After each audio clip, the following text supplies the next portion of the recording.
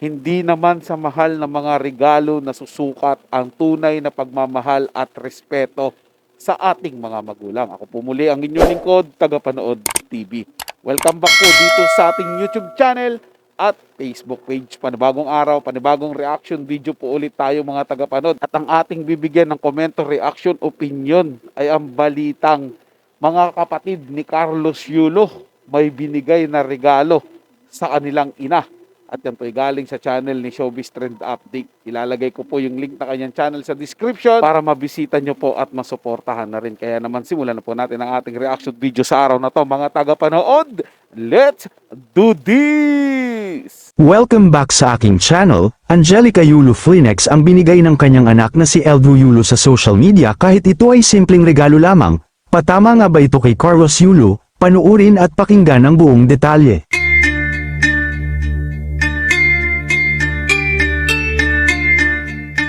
Naging usap-usapan nga ngayon sa social media ang latest Facebook post ng ina ni two-time Olympic gold medalist Carlos Yulo na si Angelica Yulo, patungkol sa mga regalong bag at rubber shoes na natanggap niya mula sa mga anak na sina Eliza at Carl Yulo.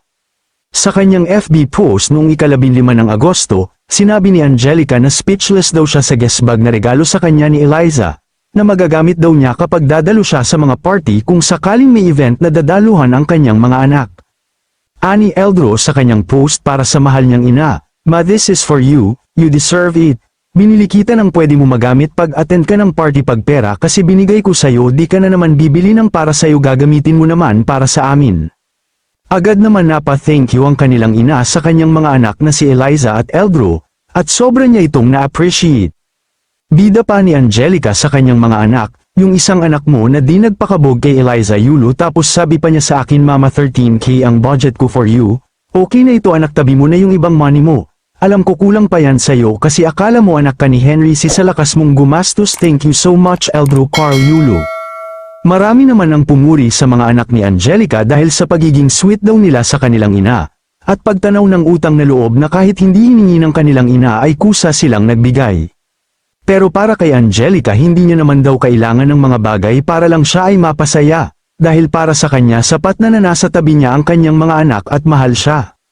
Samantala, tila patama naman daw ang post ni Angelica Yulo sa kanyang anak na si Carlos dahil sa sobrang laki ng napanalunan ni Carlos ay wala man lang silang natanggap dito. Pero ganun pa man ay hindi naman daw mahalaga sa kanila ang pera, tulad nga ng sinabi ng pamilya Yulo, ay gusto nila na mabuo silang pamilya muli. Well, siguro mas maigi talaga bigyan pa nila ng kaunting panahon si Carlos Yulo, upang makapag-isip, dahil naniniwala tayo na darating ang time na muli silang magkakaayos na pamilya. Sa ngayon kasi ay busy pa si Carlos dahil sa kabi-kabilang mga guestings. Naniniwala rin tayo na mahal ni Carlos ang kanyang pamilya, siguro sa ngayon kasi ay hindi pa siya handa, at mas maigi na rin na dapat maging good influence ang kanyang girlfriend at hikayatin na rin si Kaloy na magpakumbaba sa kanyang pamilya. Yan po yung real talk dyan mga tagapanood. Dapat po talaga ay itong girlfriend po ni Carlos Yulo ang gumawa po ng move para po magkaayos yung pamilya ni Carlos Yulo at nung boyfriend niyang si Carlos. Di ba po mga tagapanood, maging magandang halimbawa po siya. Nabubulol na naman po ako mga tagapanood. Maging maayos po sana yung relasyon ng pamilya ni Carlos Yulo kung sakaling itong si Chloe San Jose po ay talagang siya po yung magsisimula nito. At hihikayatin niya si Carlos na, tara punta tayo sa pamilya mo, maghingi tayo ng dispensa, ipakita natin sa mga magulang mo na ako'y karapat-dapat sa paningin nila. Karapat-dapat ako sa pagmamahal mo, na hindi ako bad influence sa'yo, good influence ako. At kita mo naman, at makikita po ng tao yan mga tagapanood, di ba, na nagpakumbaba sila. At doon masasabi po ng tao na mali po yung pagkakakilala natin kay Chloe San Jose.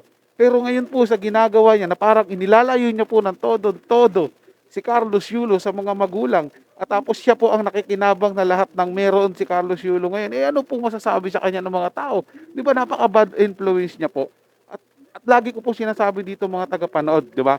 Yung magulang, nag-iisip lang po yan ng para sa ikagaganda o ikabubuti ng kalagayan ng kanyang mga anak. Katulad po nung sinabi ng anak niya, nagregalo, di ba? Kung magbibigay lang po ng pera, hindi yan bibilin niya ng bag na gagamitin niya. Bagkus ay gagamitin din po yung pera na yun para sa kanilang magkakapatid.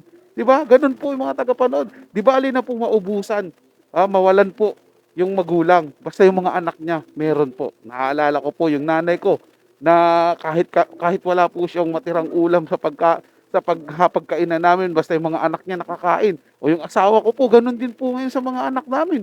Di ba na kahit hindi na po siya makabili ng damit sa sarili niya, basta masisigurado niya lang pong meron yung mga anak niya, masaya po siya dun. Yun po yung patunay mga tagapanood na wala pong magulang na naghahangad ng masama para sa kanilang mga anak. Kaya sana po dumating yung araw, ma-realize po ni Carlos Yulo kung gaano kabigat ang mawalan o lumayo yung loob yung pamilya sa kanya. Sana po maisip niyo po yan mga tagapanood. Kasi si Chloe ngayon lang niya po yan na-meet mga tagapanood. Hindi po yung katulad ng magulang niya na matagal niya po talagang nakasama sa buhay niya. So yun lang po mga tagapanood. May nagustuhan niyo po yung ating talakayan sa araw na to. At kung kayo bago lang po na napadaan dito sa ating channel, huwag niyo po sanang kalimutan na mag-subscribe. Hit nyo na rin po notification bell para lagi po kayong updated sa mga bago pang video na ating ilalabas. Share, like, and comment din po kayo mga tagapanood. Atin yung babasahin at pupusuan. So hanggang sa muli po, ito yung Tagapanood TV. Komento at opinion lamang. Wala pong personalan. Paalam po at mabuhay po kayong lahat.